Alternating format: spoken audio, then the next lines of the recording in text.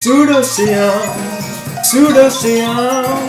les crabes sont heureux, tout le monde est criminel sous l'océan. Là où ils courent toute la journée pour échapper aux carnassiers. Et quand on les trouve, nous on les bouffe sous l'océan. Ah bah voilà, je suis prêt pour The Voice.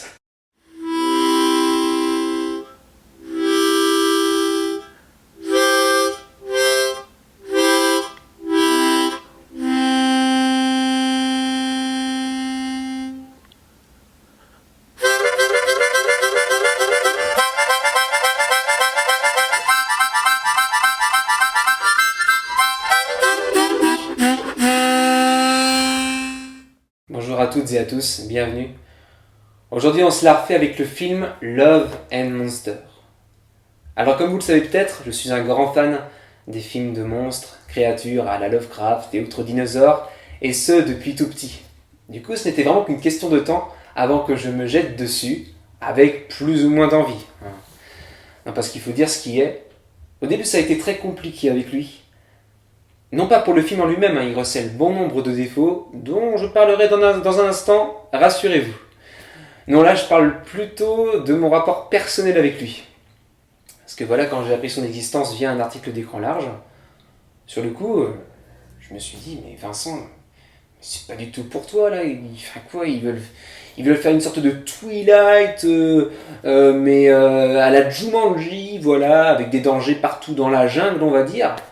Voilà, un film cucul à praline qui veut se montrer viril, c'est pas du tout pour toi ça.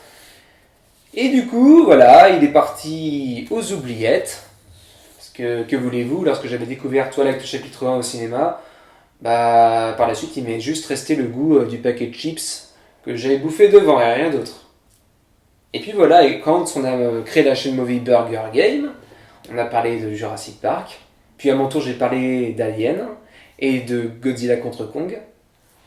Et du coup finalement, voilà, ce film est revenu dans mon esprit et je me suis dit, bon allez, qu'est-ce qu'on risque après tout? Au pire, on va perdre 1h30 de notre vie. Allez, on se lance. Et alors là, après l'avoir regardé, je me suis dit, bon d'accord, c'est loin d'être parfait, mais franchement, si j'étais passé à côté de ça, mais j'aurais été tellement déçu.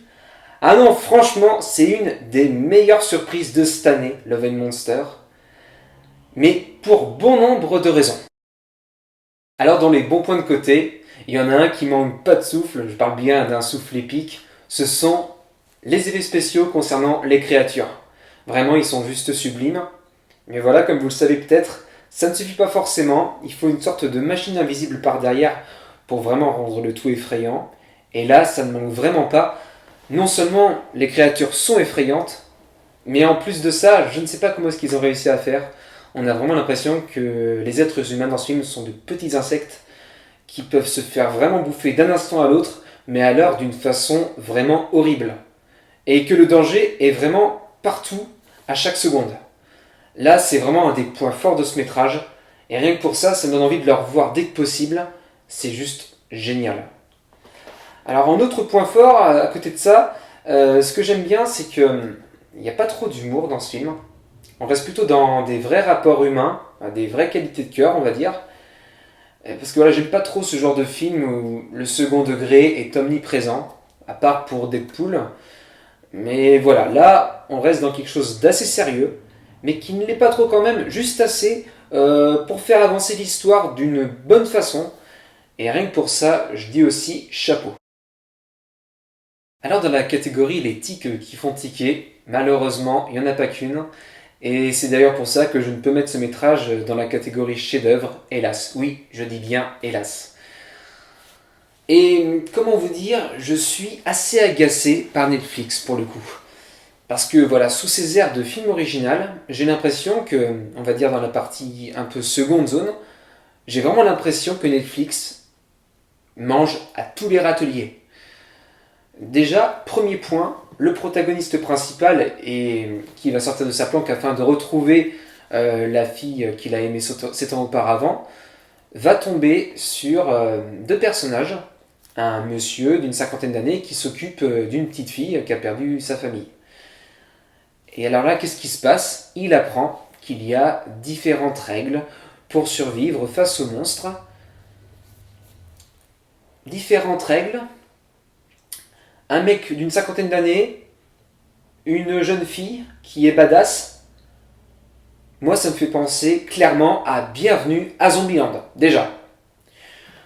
De deux, qu'est-ce qu'on croise dans le film à un moment donné? Un robot jaune. Si ça, c'est pas s'inspirer de Bumblebee, je ne comprends pas. Non, mais vraiment, on a l'impression que la Netflix veut attirer tous les publics et du coup engranger le maximum d'argent. Mais si vous voulez, c'est même pas le problème qu'ils mettent plusieurs choses dans ce film.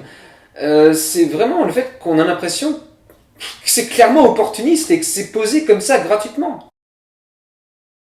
Et enfin, en dernier tic, mais alors qu'il me fait tiquer bien comme il faut.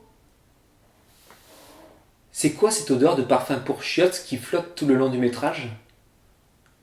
C'est quoi cette mièvrerie à 2 balles et qui, selon moi, dessert le propos du film ou au minimum le rend plus lourd? Non, parce que ce n'est que ça. Hein.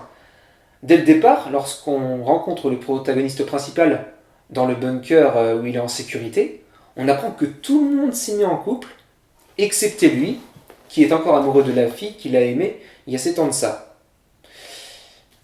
Et même si c'est pas la cause, voilà, il finit par quitter ce bunker afin de la retrouver. Et plus loin, dans le métrage, lorsqu'il croise la route de l'homme de 50 ans, puis de la petite fille badass, là c'est pareil, on a encore de la mièvrerie.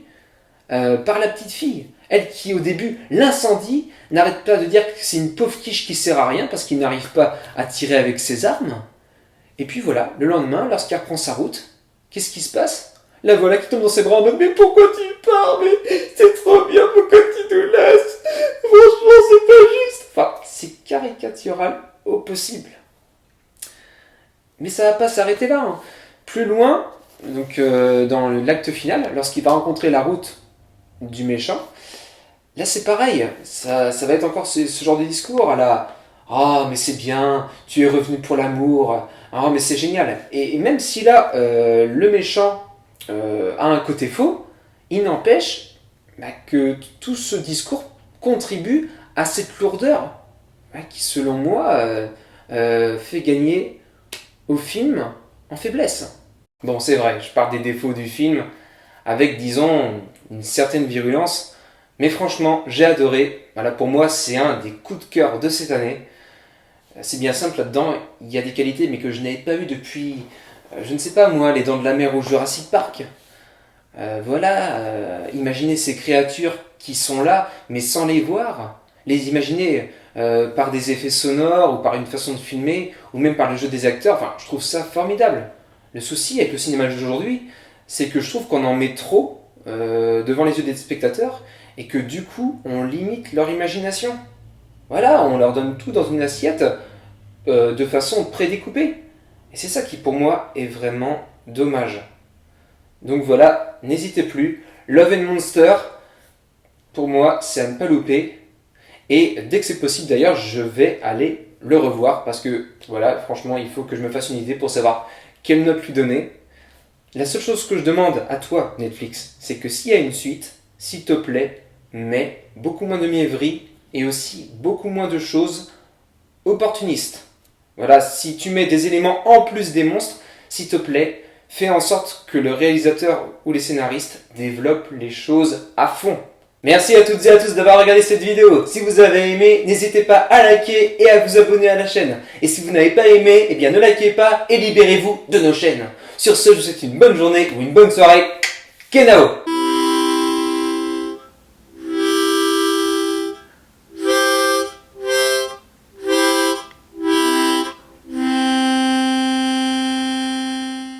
Le bonhomme est toujours plus frais chez le monstre d'à côté. Toi t'aimerais bien vivre sur terre, bonjour la calamité. Regarde bien le monde qui t'entoure dans l'océan parfumé. On peut te transformer en toute, mieux tu pourras pas te sauver. Hé hé, sous l'océan, les crabes sont heureux, tout le monde est crémeux sous l'océan. Là-haut, ils courent toute la journée pour échapper au carnassier. Et quand on les trouve, nous, on les bouffe sous l'océan. sous l'océan. La la la la la la la la la, sous l'océan. La la la la la la la la.